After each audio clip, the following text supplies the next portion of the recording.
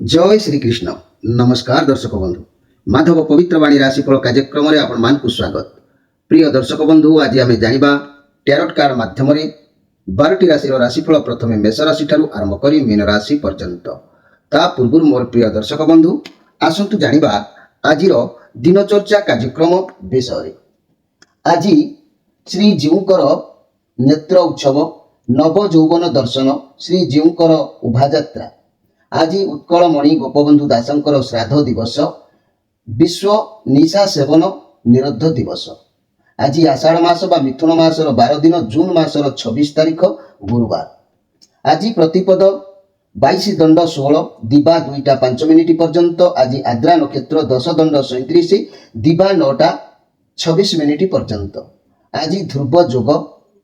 आज घात चंद्र नहीं। आज जन्म होता शिशुर मिथुन राशि शूद्र मतांतर वैश्यवर्ण नरगण दिबा 9टा 26 मिनिट पर देवगण।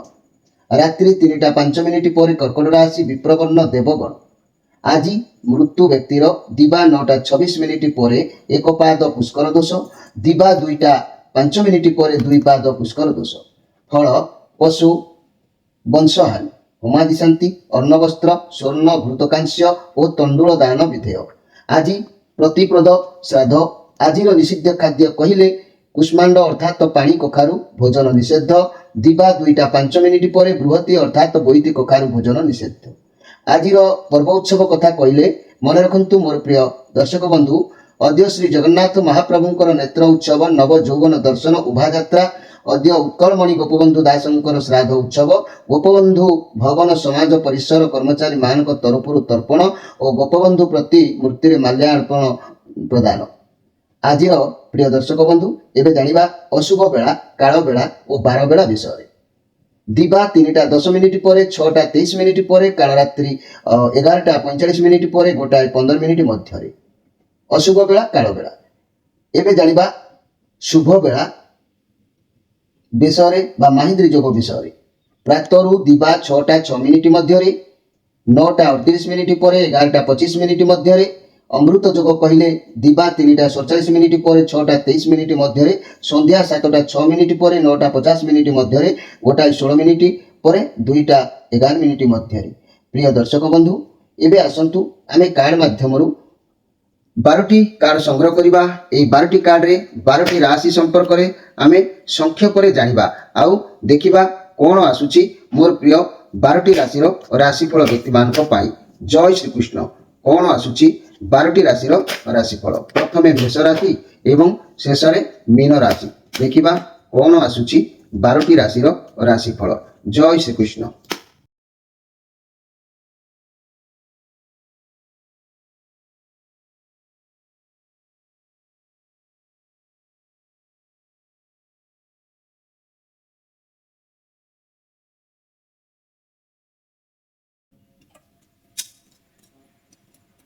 जय श्री कृष्ण। प्रथमे जानिबा मेष राशि विषय। मोर प्रिय मेष राशि आपणक पई ए कार्ड आसीची 8 ऑफ कप कार्ड आसीची। किछि आशा आपणकर का पाखरे रहि जाउची से आशा पूर्ण करबा पई उद्यम जारी रखिबे। आज द्वंद्व भितर आज रहिबे को जिनिस को नै जा पई आपण चाहिबे सब किछि ए काम न हेले सब किछि बंद कर देबी छाड़ी देबी। आपण बहुत कष्ट रे रहउचंती रिलेशन किबा कैरियर रे बहुत क्षति होउची बारंबार भांगी पड़ंतुनी। आपण जा भाबुचंती सब सरी जाइनी किछि भी अछि जीवन रे किछि छाड़ी जिबा ठीक निष्पत्ति न सब परिस्थिति को सामना करबा उचित। धैर्य रखी भगवान को कि माने धैर्य रखंतु भगवान किछि भी नुआ रास्ता आपण को देखैबे। तेबे मोर प्रिय जहा कि मेष राशि रे व्यक्ति माने आज आपणक मन भितर बहुत उच्च आशा एवं उच्च स्वप्न जागृत कराइबो। तेबे आजिर स्पेशल कार्यक्रम रे मन रखंतु मेष राशि व्यक्ति माने मो आज महिला मानक विषय कहबी भाग्यफल विषय। मेष राशि महिला मानक पाई भाग्यफल विशेष माने अनुकूल होई न थाए। निष्ठार सहित कर्तव्य करी मध्य प्रशंसा पाइबा विशेष कष्टकर होइथाए। उच्च आशा जीवन रे रहि जाइथाए। अभाव अनाटन जाकी अनुभव करी चिड़चिड़ा स्वभाव धारण न करी धैर्य सहित कार्य कले शुभ फल पाइबे। कर्मजीवी माने घांटी होई नानादि सुविधार असुविधार सम्मुखीन हेबे। जहाँकि मोर प्रिय मेष राशि व्यक्ति माने आपण चिड़चिड़ा भाव को मन भितर त्याग करी धैर्यर सहित जदि कार्य करिवे सफल हेबे। आपण मानक पई प्रतिकार ତିନିମୁଖୀ ରୁଦ୍ରାକ୍ଷର ଧାରଣ କରନ୍ତୁ, ନଚେତ୍ ମଙ୍ଗଳ ଓ ହନୁମାନ ଶ୍ରୀରାମଙ୍କର ଆରାଧନା କରନ୍ତୁ। ନିଶ୍ଚିତ ଭାବରେ ଆପଣଙ୍କର ଭାଗ୍ୟ ଭବିଷ୍ୟ ଉଜ୍ଜଳମୟ ହେବ। ଏବେ ଆସନ୍ତୁ ଦେଖିବା ବୃଷ ରାଶିଙ୍କ ବିଷୟରେ। ମୋର ପ୍ରିୟ ବୃଷ ରାଶି, ଇଏ 6 ଅଫ୍ ସୋର୍ସ କାର୍ଡ ଆସିଛି, ଯାହାକି ଆପଣ ବହୁତ ବିଷମ ପରିସ୍ଥିତି ଦେଇ ଗତି କରିବାର ଯୋଗ ଦେଖାଯାଉଛି। ଯାହା ବି ପରିସ୍ଥିତି ଆସୁ କିନ୍ତୁ ଆପଣ ଆଶା ଛାଡ଼ନ୍ତୁ ନାହିଁ, ସରଳ ଉପାୟକୁ ଆପଣେଇ ଆଗକୁ ବଢ଼ନ୍ତୁ। କୁଆଡ଼େ ଗୋଟିଏ ଯିବାର ମଧ୍ୟ ଆଜି ଯୋଗ କହୁଛି। ରିଲେସନସିପ୍ରେ ଅବଶ୍ୟ ଭଲ ରହିବ, କାରଣ ଯାହା ବି କଠିନ ପରିସ୍ଥିତି ଥିଲା ଆପଣ ତାକୁ ପାର ହୋଇସାରିଛନ୍ତି। ଯଦି ବି ସିଙ୍ଗଲ ଅଛନ୍ତି, ପୁରୁଣା ଖରାପ ସମ୍ପର୍କରୁ ବାହାରି ଆସିଛନ୍ତି ଏବଂ ଆଗକୁ ବଢ଼ୁଛନ୍ତି। କ୍ୟାରିୟରରେ ଏବଂ ଅର୍ଥ କ୍ଷେତ୍ରରେ, ଆପଣ କର୍ମକ୍ଷେତ୍ରରେ ଯାହା ବି ଖରାପ ପରିସ୍ଥିତି ଥିଲା ତାହା ପରିବର୍ତ୍ତନ ହୋଇ ଠିକ୍ ହୋଇ ଆସୁଛି। ବ୍ୟବସାୟରେ ଆପଣ ବାହାରକୁ ଯାଇପାରନ୍ତି। ଫାଇନାନ୍ସିଆଲ ପ୍ରୋବ୍ଲେମ୍ ଯଦି ଥିଲା ତାହା ଠିକ୍ ହେଇଯିବ। ଯଦି ବି ଫାଇନାନ୍ସିଆଲ ଅସୁବିଧା ନାହିଁ, ତେବେ ବର୍ତ୍ତମାନ ପରିସ୍ଥିତି କହୁଛି ଆପଣ ଭାବିଚିନ୍ତି ଖର୍ଚ୍ଚ କରନ୍ତୁ। ଅଧିକ ଭଲ ଅଛି, ଆପଣଙ୍କ ପରିସ୍ଥିତି ଆଗଠୁ ନିଶ୍ଚିତ ଅଧିକ ଭଲ ଅଛି। ମୋର ପ୍ରିୟ ବୃଷ ରାଶି, ଆଜି ପ୍ରତୀକ୍ଷା କରିବା, କୌଣସି ଏକ କାର୍ଯ୍ୟକୁ ଅପେକ୍ଷା କରିବା, କୌଣସି ଏକ ବ୍ୟକ୍ତିକୁ ଅପେକ୍ଷା କରିବା, ଏଭଳି ଆପଣଙ୍କର ଆଜି ହେଇପାରେ। ତେବେ ଆଜିର ସ୍ପେଶାଲ କାର୍ଯ୍ୟକ୍ରମରେ ମୁଁ ମହିଳାମାନଙ୍କ ବିଷୟରେ ଭାଗ୍ୟଫଳ କହିବି। ମୋର ପ୍ରିୟ ବୃଷ ରାଶିର ମହିଳାମାନେ ଧ୍ୟାନ ଦିଅନ୍ତୁ। ସବୁ ଦିଗରୁ ଯାହାକି କହନ୍ତି ସୁଖ, ସନ୍ତୋଷ ଓ ପ୍ରାଚୁର୍ଯ୍ୟ ପ୍ରାପ୍ତିର ଆଶା ଆପଣଙ୍କର ରହିବ। ଅଭୀଷ୍ଟ ସିଦ୍ଧି ଘଟିପାରେ, ଯାହାଫଳରେ କି ପରିବାରରେ ଆଦୃତ ଲାଭ କରିବେ। ସ୍ୱାମୀ ଓ ସନ୍ତାନ ସୁଖ ପାଇ ସୁଖୀ ହେବେ। କର୍ମଜୀବୀମାନେ ସମସ୍ୟାଭୁକ୍ତ ହୋଇ ଆଦର ସମ୍ମାନ ତାଙ୍କ ଜୀବନରେ ପାଇବେ। ନାନାଦି ସମସ୍ୟାର ସମ୍ମୁଖୀନ ମଧ୍ୟ ଏମାନେ ହୋଇପାରନ୍ତି। ତେବେ ପ୍ରତିକାର ଯଦି ଆମେ କହିବା, ଆପଣମାନେ ଷୋଳମୁଖୀ ରୁଦ୍ରାକ୍ଷରଟିଏ ଧାରଣ କରନ୍ତୁ କିମ୍ବା ଶୁକ୍ର ଓ କାର୍ତ୍ତିକେୟଙ୍କର, ଲକ୍ଷ୍ମୀଙ୍କର ଆରାଧନା କରନ୍ତୁ। ଦେଖିବେ ଆପଣଙ୍କର ଭାଗ୍ୟ ସବୁବେଳେ ପରିବର୍ତ୍ତିତ ହୋଇ ସୁଖ ଶାନ୍ତିରେ ଭରିଦେବ। ଏବେ ଆସନ୍ତୁ ଦେଖିବା ଯେ କି ମିଥୁନ ରାଶିଙ୍କ ବିଷୟରେ। ମୋର ପ୍ରିୟ ମିଥୁନ ରାଶି, ଯଦି କହିବି ଆଜି ଶ୍ରୀଚନ୍ଦ୍ର ଯୋଗ ଅଛି। ଦ ଚ୍ୟାରିୟଟ୍ କାର୍ଡ ଆସିଛି। ଆପଣ ଲକ୍ଷ୍ୟ ସ୍ଥିର କରି କାମ କରିବେ, ବହୁତ କଠିନ ପରିଶ୍ରମ କରିବେ, ବହୁତ ମୋଟିଭେଟ୍ ଫିଲ୍ କରିବେ, କାମରେ ଫୋକସ୍ ରଖିବେ। ଆପଣ କାମରୁ ପଛକୁ ହଟିବେ ନାହିଁ, ଯେମିତି ହେଲେ ବି କାମକୁ ପୂରଣ କରିବେ। ଆପଣ ଯାହା ଭାବିବେ, ଯଦି ତା ବିରୁଦ୍ଧରେ ଆପଣଙ୍କୁ କିଏ କିଛି ବି କହିବ, ଆପଣ ଜମା ବି ସହିପାରିବେ ନାହିଁ। ଝଗଡ଼ା ବି ହେଇପାରେ, ଜମା ବି ସହିପାରିବେ ନାହିଁ। ତେବେ କର୍ମକ୍ଷେତ୍ରରେ ବହୁତ ଭଲ ରହିବ। ଆପଣ ଯାହା ବି କାମ କରିବେ ସେଥିରେ ଆପଣଙ୍କୁ ସଫଳତା ନିଶ୍ଚିତ ମିଳିବ। ଆପଣଙ୍କ ମାଇଣ୍ଡରେ ଚାଲିବ କି କେମିତି ଆପଣ ବ୍ୟବସାୟକୁ ବଢ଼ାଇବେ, ଗ୍ରୋ କରିବେ, ପରିବାରକୁ ଅଧିକ ସମୟ ଦେଇପାରିବେ ନାହିଁ। କାମରେ ସବୁବେଳେ ବ୍ୟସ୍ତ ରହିବେ। ଇଏ କେତୁଙ୍କର କାଳ ଅଛି। ଆପଣଙ୍କ ପାଖରେ ଅନେକ ଶକ୍ତି ରହିବ, ଯାହାକି ଅର୍ଥର ଶକ୍ତି। ଆପଣଙ୍କ ହାତକୁ କିଛି ଟଙ୍କା ଆସିବାର ଯୋଜନା ପ୍ରସ୍ତୁତି ପୂର୍ଣ୍ଣ ଫଳ ପ୍ରାପ୍ତି ରହିବ। ଭାବି ଚିନ୍ତି ଆପଣ ଏମିତି ଏକ ସ୍ଥାନରେ ପହଞ୍ଚିବେ ବା ପହଞ୍ଚିଛନ୍ତି ଯାହା ଆପଣଙ୍କୁ ମୋକ୍ଷ ବା ରକ୍ଷା କରିବ। ବହୁତ ଖୁସି ଦିନ ଆପଣଙ୍କ ପାଇଁ ଅଛି। ଆପଣ ଭଗବାନ ଶିବଙ୍କୁ ଆରାଧନା କରନ୍ତୁ, ଆପଣଙ୍କ ଜୀବନରେ କିଛି ବି ଭଲ ଚେଞ୍ଜେସ୍ ଆସିବ। ତେବେ ମୋର ପ୍ରିୟ ମିଥୁନ ରାଶିର ବ୍ୟକ୍ତିମାନେ, ଆଜି ଯେହେତୁ ଶ୍ରୀଚନ୍ଦ୍ର ଅଛି, ପ୍ରତି କ୍ଷେତ୍ରରେ ପ୍ରତି କାମରେ ଭାବି ଚିନ୍ତି କରିବା ଆବଶ୍ୟକ ଅଛି। ଆଜିର ସ୍ପେଶାଲ କାର୍ଯ୍ୟକ୍ରମରେ ମନେ ରଖନ୍ତୁ, ମହିଳାମାନଙ୍କ ପାଇଁ ଭାଗ୍ୟଫଳ କ'ଣ ହୋଇଥାଏ ତାଙ୍କ ଜୀବନରେ ନା ସର୍ବଦା ବିବାଦମାନ ହୋଇ ଆଦୃତ ହରାଇବା ସହ ମାନସିକ ଅସ୍ଥିରତା ମଧ୍ୟରେ ନାନାଦି ପୀଡ଼ା ଭୋଗନ୍ତି ଏହି ମିଥୁନ ରାଶିର ମହିଳାମାନେ। ପରିବାରରେ ଅସହଯୋଗର ମୁକାବିଲା ସବୁବେଳେ କରିଥାନ୍ତି। କର୍ମଜୀବୀମାନେ ନାନାଦି ଝାମେଲା ଦୁଃଖ ସହିତ ଲଢ଼ି ବହୁ କଷ୍ଟରେ ନିଜର ସ୍ଥିତି ବଜାୟ ରଖିବା ଅନୁମାନ କରାଯାଏ ଏହି ମିଥୁନ ରାଶି ମହିଳାମାନଙ୍କ ପାଇଁ। ଯଦି ଏସବୁ ସ୍ଥିତି ପରିବର୍ତ୍ତନ କରିବାକୁ ଚାହୁଁଛନ୍ତି, ତାହେଲେ ପ୍ରତିକାର ଯିଏକି ଚତୁର୍ମୁଖୀ ରୁଦ୍ରାକ୍ଷରଟିଏ ଆପଣ ଧାରଣ କରନ୍ତୁ କିମ୍ବା ବୁଦ୍ଧ ଓ ବିଷ୍ଣୁ ତ୍ରିପୁରା ସୁନ୍ଦରୀଙ୍କର ଆରାଧନା କରନ୍ତୁ। ନିଶ୍ଚିତ ଆପଣଙ୍କର ଭାଗ୍ୟର ପରିବର୍ତ୍ତନ ଏବଂ ମନ ସନ୍ତୁଷ୍ଟ ରହିବ। ଏବେ ଆସନ୍ତୁ ଦେଖିବା କର୍କଟ ରାଶିଙ୍କ ବିଷୟରେ। ମୋର ପ୍ରିୟ କର୍କଟ ରାଶି, ଏ ସବ୍ ସୋର୍ସ କାର୍ଡ ଆସିଛି। ଆପଣଙ୍କୁ କିଛି ନୂଆ କରିବାର ଚିନ୍ତାଧାରା ମନକୁ ଛୁଇଁବ। କୌଣସି କାର୍ଯ୍ୟ ପ୍ରସ୍ତୁତ କରିପାରନ୍ତି, କିଛି ତ ନୂଆ ଶୁଭାରମ୍ଭ କରିବେ। ଆପଣ ଯାହା ବି ନିଷ୍ପତ୍ତି ନେବେ ତାହା ଅବଶ୍ୟ ଭଲ ରହିବା କଥା। କିନ୍ତୁ ଏ କାର୍ଡ ରିଭର୍ସ ଆସିଛି। ଏ ସବ୍ ସୋର୍ସ ଯେହେତୁ ଏ କାର୍ଡ ରିଭର୍ସ ଆସିଛି, ଆପଣ କେୟାରଫୁଲ ରହିବା ଦରକାର। ଲଭ୍ ରିଲେସନ୍ ବହୁତ ଭଲ ରହିଲେ ବି ମଧ୍ୟ ତାହାର ବିପରୀତ ଫଳ ଆପଣଙ୍କ ଉପରେ ପ୍ରଭାବ ପଡ଼ିବ। ବାହାଘର ହେବାର ଯେଉଁମାନଙ୍କର ଥିଲା ହୁଏତ ସ୍ଥଗିତ ରହିଯାଇପାରେ। ଯାହା ବି କଥା କରିବେ ପୁରା କ୍ଲିଅର କଥା କହିବା ପାଇଁ ଚାହିଁଲେ ବି ସେ କଥାର କିଛି ଗଲତି ରହିଯାଇପାରେ। ସ୍ୱାସ୍ଥ୍ୟକୁ ଦେଖିଲେ ଦେଖି ଚାହିଁ କାର୍ଯ୍ୟ କରିବା ଆବଶ୍ୟକ ଅଛି। ଦୂରଯାତ୍ରା ଆଜି କରନ୍ତୁ ନାହିଁ, ସତର୍କତା ଅବଲମ୍ବନ କରନ୍ତୁ, କାରଣ କୌଣସି ଛୋଟ ଦୁର୍ଘଟଣାର ସମ୍ଭାବନା ରହୁଛି। ହାତ କଟିଯିବା ଇତ୍ୟାଦି। ଯେହେତୁ ଏ କାର୍ଡ ଭଲ ଅଛି, କିଛି ବି ବଡ଼ ସମସ୍ୟା ଘଟିବ ନାହିଁ, କିନ୍ତୁ କଟିଯିବାର ସମ୍ଭାବନା, ଝୁଣ୍ଟି ପଡ଼ିବାର ସମ୍ଭାବନା, ଯାହା ହଉ ଆପଣଙ୍କୁ କିଛି ବି ଏମିତି ହେବାର ଯୋଗ ଦେଖାଦେଉଛି। ମୋର ପ୍ରିୟ ଯାହାକି କର୍କଟ ରାଶିର ବ୍ୟକ୍ତିମାନେ, ଆଜି ଆପଣ କାର୍ଯ୍ୟରେ ହାନି ହେବ, ଯେଉଁ କାର୍ଯ୍ୟ ଆଶା କରିବାକୁ ଯାଇଛନ୍ତି, ଯେଉଁ କାର୍ଯ୍ୟରେ ସଫଳ ହେବାର ଇଚ୍ଛା ମନ ଭିତରେ ଜାଗ୍ରତ କରାଇଥିଲେ, ଯେହେତୁ ଇଏ ଏସ୍ ଅଫ୍ ସୋର୍ସ କାର୍ଡ଼, ଇଏ ରିଭର୍ସ କାର୍ଡ଼ ଆସିଛି, ତେଣୁ ଆପଣଙ୍କର ଆଜି କାର୍ଯ୍ୟ ସବୁ କିଛି ବିପରୀତ ହୋଇପାରେ, ଯେଉଁ କାର୍ଯ୍ୟ କି ଆପଣଙ୍କର ହାନି ହେବାର ଯୋଗ ଦେଖାଦେଉଛି। ତେବେ ମୋର ପ୍ରିୟ କର୍କଟ ରାଶି, এই কর্কট রাশির মহিলাମାନଙ୍କ ପାଇଁ ମୁଁ କହିବି ଆଜି ଭାଗ୍ୟ ଫଳରେ ସ୍ପେଶାଲ କାର୍ଯ୍ୟକ୍ରମରେ ଯାହାକି ଭୋଗ ବିଳାସ ଓ ସୁଖ ସନ୍ତୋଷରେ ପ୍ରାୟ ସମୟ ବିତାଇଥାନ୍ତି। ଏହି କର୍କଟ ରାଶିର ମହିଳାମାନେ ଉଚ୍ଚ ଆଶା, ଉଚ୍ଚ ଫଳ, ଆଶୀର୍ବାଦ ଯୁକ୍ତ ହୋଇପାରନ୍ତି। ଏହି କର୍କଟ ରାଶି ମହିଳାମାନେ ପାରିବାରିକ ଆଦୃତ ସମ୍ମାନ, ସହଯୋଗ ପ୍ରାପ୍ତିର ଆଶା ମଧ୍ୟ ଏହି କର୍କଟ ରାଶି ମାନଙ୍କର, କିନ୍ତୁ ମଝିରେ ମଝିରେ ନାନାଦି ମିଥ୍ୟା ଅପମାନ, ନାନାଦି ପୀଡ଼ାରେ ଆକ୍ରାନ୍ତ ହୋଇପାରନ୍ତି। କର୍ମଜୀବୀମାନେ ନାନା ଦିଗରୁ ଉପକୃତ ହୋଇ କର୍ମକ୍ଷେତ୍ରରେ ସୁନାମ ଅର୍ଜନ ମଧ୍ୟ କେହି କେହି କରିପାରନ୍ତି। ପ୍ରତିକାର ଯଦି କହିବା ଏଭଳି ଭାଗ୍ୟର ପରିବର୍ତ୍ତନ ପାଇଁ, ପ୍ରତିକାର କହିଲେ ଚନ୍ଦ୍ର ଓ ଶିବ ଭୁବନେଶ୍ୱରୀଙ୍କର ଆରାଧନା କରନ୍ତୁ ଏବଂ এই ଚନ୍ଦ୍ରଙ୍କ ପାଇଁ ଆପଣ ଦୁଇମୁଖୀ ରୁଦ୍ରାକ୍ଷରଟିଏ ଧାରଣ କରନ୍ତୁ। ଆପଣଙ୍କର ଭାଗ୍ୟ ନିଶ୍ଚିତ ଭାବରେ ପରିବର୍ତ୍ତନ ବା ଉଜ୍ଜଳଶୀଳ ରହିବ। ଏବେ ଆସନ୍ତୁ ଦେଖିବା ଯାହାକି ସିଂହ ରାଶିଙ୍କ ବିଷୟରେ।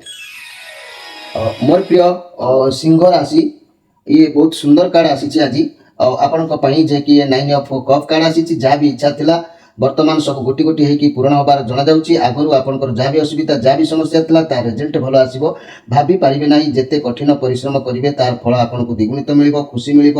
ପରିଶ୍ରମ କରିଚାଲନ୍ତୁ, କଷ୍ଟ କରିଚାଲନ୍ତୁ, ପରିଶ୍ରମ ନ କଲେ ଫଳ କେମିତି ମିଳିବ। କର୍ମକ୍ଷେତ୍ରରେ ବହୁତ ଭଲ ରହିବ। ଯାହା ବି କାମ କରିବେ ଖ୍ୟାତି, ସୁନାମ, ସଫଳତା ଅବଶ୍ୟ ମିଳିବ। ବ୍ୟବସାୟ ବଢ଼ାଇବାକୁ ଚାହୁଁଥିବା ବ୍ୟକ୍ତିମାନେ ବହୁତ ଭଲ ସମୟ ଅଛି, ପ୍ରଫିଟ୍ ମିଳିବ। ୱାର୍କ ପ୍ଲେସ୍ରେ ଫଙ୍କସନ୍, ପାର୍ଟି, ବିଦ୍ୟାର୍ଥୀମାନେ ଯଦି ରେଜଲ୍ଟ ବାହାରିବାର ଥାଏ ବହୁତ ସୁନ୍ଦର ଫଳ। ସ୍ୱାସ୍ଥ୍ୟ କଥା କହିଲେ ସମସ୍ୟା ଖୁବ୍ ଶୀଘ୍ର ଭଲ ହୋଇଯିବ। ରିଲେସନ୍ କଥା କହିଲେ ବହୁତ ଭଲ ରହିବ। ସବୁ ଇଚ୍ଛା ଆପଣଙ୍କର ପୂରଣ ହେବ। ବାହାଘର, ଏନ୍ଗେଜମେଣ୍ଟ ଏସବୁ ମଧ୍ୟ ଆପଣଙ୍କର ହେବାର ଯୋଗ ଦେଖାଦେଇପାରେ। ବହୁତ ସୁନ୍ଦର ସମୟ ଅଛି ମୋର ପ୍ରିୟ ସିଂହ ରାଶି ବ୍ୟକ୍ତିମାନେ। କିଛି ନାହିଁ କିଛି ଦ୍ରବ୍ୟ କ୍ରୟ କରିପାରନ୍ତି, କିଛି ଦ୍ରବ୍ୟ ଆପଣଙ୍କ ହାତକୁ ଆସିପାରେ। ବହୁତ ବଢ଼ିଆ ଦିନ ଅଛି ମୋର ପ୍ରିୟ ଯାହାକି ସିଂହ ରାଶି ବ୍ୟକ୍ତିମାନଙ୍କ ପାଇଁ। ଆଜିର ସ୍ପେଶାଲ କାର୍ଯ୍ୟକ୍ରମରେ ମୁଁ କହିବି ସିଂହ ରାଶିର ମହିଳାମାନଙ୍କର ଭାଗ୍ୟଫଳ କିପରି ହୋଇଥାଏ। ଆଶୀର୍ବାଦ କର୍ମଯୁକ୍ତା ହୋଇ ଉଚ୍ଚ ଆଶା ପୂରଣ କରିବା ସହିତ ବିଭବଶାଳିନୀ ହୋଇଥାନ୍ତି। ସୁଖରେ ସ୍ୱାମୀ ସନ୍ତାନ ସହ କାଟିବେ। କର୍ମଜୀବୀମାନେ ବିଭିନ୍ନ ବାଟରେ ଉପକୃତ ହୋଇ ବେଳେବେଳେ ଅଶାନ୍ତି ଉପଲବ୍ଧି କରିଥାନ୍ତି। ଏହି ସିଂହ ରାଶିର ବ୍ୟକ୍ତିମାନେ ନିଜର ଭାଗ୍ୟକୁ ମଜବୁତ ରଖିବା ପାଇଁ ରବି ଅର୍ଥାତ୍ ସୂର୍ଯ୍ୟ, ମା ସ୍ୱାମୀଙ୍କର ଆରାଧନା କରନ୍ତୁ ଏବଂ ଏକମୁଖୀ ରୁଦ୍ରାକ୍ଷରଟି ଯଦି ପାରୁଛନ୍ତି ଧାରଣ କରନ୍ତୁ। ନିଶ୍ଚିତ ଭାବରେ ଆପଣ ଉପକୃତ ଏବଂ ଭଲ ସୁନ୍ଦର ପରିବେଶ ଗଠନ କରିପାରିବେ। ଏବେ ଆସନ୍ତୁ ଦେଖିବା କନ୍ୟା ରାଶିଙ୍କ ବିଷୟରେ। ମୋର ପ୍ରିୟ କନ୍ୟା ରାଶି, ଆପଣଙ୍କ ପାଇଁ କାର୍ଡ଼ ଆସିଛି 8 ଅଫ୍ ପେଣ୍ଟାକ୍ଲସ୍ କାର୍ଡ଼, ଶନିଙ୍କର କାର୍ଡ଼ ଅଛି। ତେଣୁ ଇଏ ପଜିଟିଭ୍ କାର୍ଡ଼ ଅବଶ୍ୟ ଅଛି। ଏକାଗ୍ରତା ସହିତ କିଛି କାର୍ଯ୍ୟ ଯଦି କରିବେ ସଫଳତା ନିଶ୍ଚିତ ପ୍ରାପ୍ତି ହେବ। ଏ କାର୍ଡ଼ର ଅର୍ଥ କ୍ୟାରିୟର କ୍ଷେତ୍ରରେ ନୂଆ କିଛି କରିବାର ସୂଚନା ମିଳିଥାଏ କିମ୍ବା ବ୍ୟବସାୟ ନୂଆ କିଛି ଆରମ୍ଭ କରିଥାନ୍ତି। ସମୟ ଭଲ ଅଛି। ସ୍ୱାସ୍ଥ୍ୟ କ୍ଷେତ୍ରରେ କିଛି ବି ସମସ୍ୟା ଥିଲେ ଦୂରୀଭୂତ ହୋଇଥାଏ। ନୂଆ ଚାକିରିର ଆକାଂକ୍ଷା ପୂରଣ ହୋଇଥାଏ। ଏ କାର୍ଡ଼ ସୂଚନା ଦେଉଛି ଆଗକୁ ନିଶ୍ଚିତ କିଛି ଭଲ ସଫଳତା ମିଳିବ, କିନ୍ତୁ ଆଜିର ମାନବିକତା କାରଣରୁ ଆପଣ ସମ୍ମାନକୁ ଜଗି ରହିବା ଆବଶ୍ୟକ ଅଛି। ତା ନହେଲେ ଅସମ୍ମାନର ସାମ୍ନା କରିବାକୁ ପଡ଼ିପାରେ। ମୋର ପ୍ରିୟ କନ୍ୟା ରାଶି, ସେଥିପ୍ରତି ଆପଣମାନେ ଧ୍ୟାନ ବା ସଜାଗ ରହିବା ଆବଶ୍ୟକ ଅଛି। ଆଜିର ସ୍ପେଶାଲ କାର୍ଯ୍ୟକ୍ରମରେ ମୁଁ କହିବି ମୋର ପ୍ରିୟ କନ୍ୟା ରାଶି ବ୍ୟକ୍ତି ମହିଳାମାନଙ୍କ ପାଇଁ ଭାଗ୍ୟଫଳର କଥା। ପାରିବାରିକ ଯଦି କହିବି, ଏଇ ଯେଉଁ ପାରିବାରିକ ସମସ୍ୟାରେ ମାନେ ଆକଣ୍ଠ ଡୁବି ଅଣନିଶ୍ୱାସୀ ହେବା ଅନୁମାନ କରାଯାଏ। ଯେତେ ପରିଶ୍ରମ କଲେ ବି ଅନ୍ୟମାନେ ସନ୍ତୁଷ୍ଟ ହେବା କଷ୍ଟକର ହୋଇଥାଏ। କର୍ମଜୀବୀମାନେ ନାନାଦି ଝାମେଲାରେ ଗତି କରି ଧୈର୍ଯ୍ୟ ଓ ସଂଯମତା ବଳରେ ନିଜକୁ ସ୍ଥିର ରଖିପାରନ୍ତି ଏହି କନ୍ୟା ରାଶି ବ୍ୟକ୍ତିମାନେ। ପ୍ରତିକାର ଯଦି ମୁଁ କହିବି କନ୍ୟା ରାଶି ବ୍ୟକ୍ତିମାନଙ୍କ ପାଇଁ ବୁଦ୍ଧ ଓ ବିଷ୍ଣୁ ତ୍ରିପୁରା ସୁନ୍ଦରୀଙ୍କର ଆରାଧନା କରନ୍ତୁ ଏବଂ ଚତୁର୍ମୁଖୀ ରୁଦ୍ରାକ୍ଷରଟି ନଚେତ ଧାରଣ କରନ୍ତୁ। ଆପଣଙ୍କର ସମସ୍ୟା ସବୁ ଦୂରୀଭୂତ ହେବ। ଏବେ ଆସନ୍ତୁ ଦେଖିବା ତୁଳା ରାଶିଙ୍କ ବିଷୟରେ। ମୋର ପ୍ରିୟ ତୁଳା ରାଶି, ଇଏ ରାହୁଙ୍କର କାର୍ଡ଼ ଆସିଛି ଦ ଏମ୍ପରର କାର୍ଡ଼। ଆପଣ କିଛି ବି ପରିଶ୍ରମ କରିବେ, ପରିଶ୍ରମ କରିବା ଦ୍ୱାରା ଆପଣଙ୍କର ଇଚ୍ଛା ପୂରଣ ହେବ। ଆପଣ ପରିଶ୍ରମ କରନ୍ତୁ ମଧ୍ୟ, କାରଣ ଆପଣଙ୍କ ପାଖରେ ଦକ୍ଷତା ଅଛି, କ୍ଷମତା ଅଛି। ଆପଣ ଅନ୍ୟମାନଙ୍କର କାମ କରିପାରିବେ। ଆପଣଙ୍କ ପାଖରେ ସବୁକିଛି ସମ୍ଭାଳିବାର କ୍ଷମତା ମଧ୍ୟ ବହୁତ ଅଛି। କର୍ମ କରିଚାଲନ୍ତୁ ମୋର ପ୍ରିୟ ଯାହାକି ତୁଳା ରାଶିର ବ୍ୟକ୍ତିମାନେ। ଘର ପରିବାର ଦାମ୍ପତ୍ୟ ଜୀବନ ଭଲ ରହିବ। ରିଲେସନ୍ ଧୈର୍ଯ୍ୟ ଧରି କାମ କରିବା ଆବଶ୍ୟକ ଅଛି। ବ୍ୟବସାୟୀମାନେ ପରିଶ୍ରମ ଅନୁସାରେ ଲାଭ କରିବେ। ଛାତ୍ରଛାତ୍ରୀମାନେ ଅଳସୁଆମୀ ଟିକେ ହେଇପାରନ୍ତି। ତେବେ ଆଜି ମୋର ପ୍ରିୟ ତୁଳା ରାଶି ବ୍ୟକ୍ତିମାନେ କୌଣସି ଭକ୍ତି ବା ମନରେ ଦୟା, ସେବା, କାର୍ଯ୍ୟ ପ୍ରତି ଆପଣଙ୍କର ଇଚ୍ଛା ନିଶ୍ଚିତ ଭାବରେ ପ୍ରକାଶ ହେବ। ତେବେ ବହୁତ ଭଲ ମନ୍ଦ ଭିତରେ ସମୟ ଆଜି ଅତିବାହିତ କରିବ। ଦିନ ଭଲ ଅଛି। ତେବେ ତୁଳା ରାଶି ଆଜିର ସ୍ପେଶାଲ କାର୍ଯ୍ୟକ୍ରମରେ ମୁଁ କହିବାକୁ ଯାଉଛି ତୁଳା ରାଶି ମହିଳାମାନଙ୍କ ପାଇଁ ଭାଗ୍ୟଫଳ ବିଷୟରେ। ପାରିବାରିକ ସମସ୍ୟା ମଧ୍ୟରେ ହନ୍ତସନ୍ତ ହୋଇ କ୍ଷୋଭ ପ୍ରକାଶ କରିଥାନ୍ତି ଏହି ତୁଳା ରାଶିର ମହିଳାମାନେ। ମତାନ୍ତର ଓ ମନାନ୍ତର ଭିତରେ ବାକ ସଂଯତ ନ କଲେ ନିନ୍ଦା ପାଇବା ଅନୁମାନ କରାଯାଇଥାଏ ଏହି ତୁଳା ରାଶି ମହିଳାମାନଙ୍କ ପାଇଁ। କର୍ମଜୀବୀମାନେ ଆବଦ୍ଧ ଯୋଗରେ ପଡ଼ି ଊର୍ଦ୍ଧ୍ୱଶ୍ୱାସ ହେବା ଜଣାଯାଇଥାଏ ଏହି ତୁଳା ରାଶି ବ୍ୟକ୍ତିମାନଙ୍କ ପାଇଁ।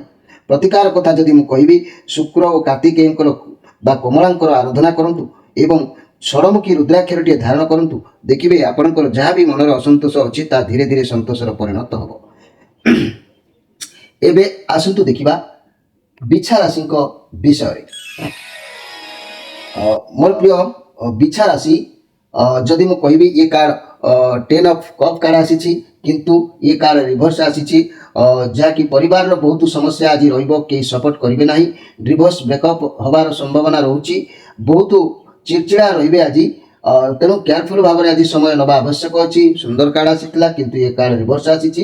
ସବୁକିଛି ଓଲଟା ଫଳ ଫଳିବ, ଯାହାକି ପଜିଟିଭ ଗୁଡ଼ାକ ନେଗେଟିଭ ଭାବରେ ପରିଣତ ହୋଇଯାଇପାରେ।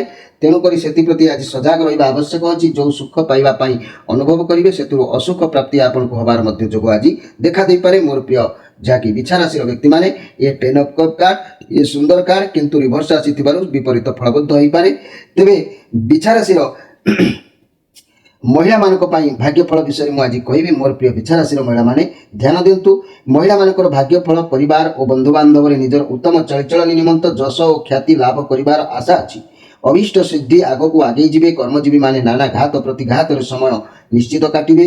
ଏହି ବିଛା ରାଶି ବ୍ୟକ୍ତିମାନେ ଯଦି ସବୁବେଳେ ଭଲ ସମୟ ରଖିବାକୁ ଭାଗ୍ୟରେ ଚାହୁଁଥାନ୍ତି, ତାହେଲେ ତିନିମୁଖୀ ରୁଦ୍ରାକ୍ଷରଟି ଆପଣମାନେ ଧାରଣ କରନ୍ତୁ। ଏହି ତିନିମୁଖୀ ରୁଦ୍ରାକ୍ଷ ଧାରଣ କଲେ ଆପଣଙ୍କର ନିଶ୍ଚିତ ଭାବରେ ମଙ୍ଗଳମୟ ଜୀବନ ଅତିବାହିତ ହୋଇଥାଏ। ଏବେ ଆସନ୍ତୁ ଦେଖିବା ଯେ କି ଧନୁ ରାଶିଙ୍କ ବିଷୟରେ। ମୋର ପ୍ରିୟ ଧନୁ ରାଶି, ଦ ଟାୱାର କାର୍ଡ ଆସିଛି, ଯାହାକି ଇଏ କାର୍ଡ ନେଗେଟିଭ କାର୍ଡ ଅଛି।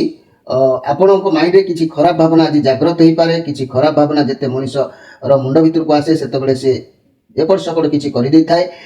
କ୍ଷତି ହେବାର ନିଶ୍ଚିତ ଯୋଗ ବି ଦେଖା ଦେଇଥାଏ। ଆପଣ ଯେଉଁ କାମ ଆଜି କରିବେ, ସେ କାର୍ଯ୍ୟରୁ ଶୀଘ୍ର ସେଠାରୁ ବାହାରି ଆସନ୍ତୁ, ନହେଲେ ବହୁତ କ୍ଷତି ହେବାର ସମ୍ଭାବନା ରହିପାରେ। ଯଦି ବି ସମ୍ପର୍କ କଥା କହିବା, ମୋର ପ୍ରିୟ ଧନୁରାଶି ବ୍ୟକ୍ତିମାନେ, କୌଣସି ପଜିଟିଭ ଜିନିଷ ଦେଖାଯାଉନାହିଁ। କିଛି ସମ୍ପର୍କ ଭାଙ୍ଗିଯିବାର କାରଣ ହୋଇପାରେ। କୌଣସି ବାଟ ଦେଇ ନେଗେଟିଭ ତୁମ ସମ୍ପର୍କ ଭିତରକୁ ପ୍ରବେଶ କରୁଛି, ସେଥିପ୍ରତି ଧ୍ୟାନ ଦେବା ଆବଶ୍ୟକ ଅଛି। ମୋର ପ୍ରିୟ ଯାହାକି ଧନୁରାଶିର ବ୍ୟକ୍ତିମାନେ, ଆପଣମାନେ ଧ୍ୟାନ ଦିଅନ୍ତୁ। ଆଜି ଖାଲି ବୁଲାବୁଲି କରିବା, ଚିଡ଼ଚିଡ଼ା ଭାବ ହେବା, ଅଯଥା ସମୟ ନଷ୍ଟ କରିବାର ଦିନ ଜଣାଯାଉଛି।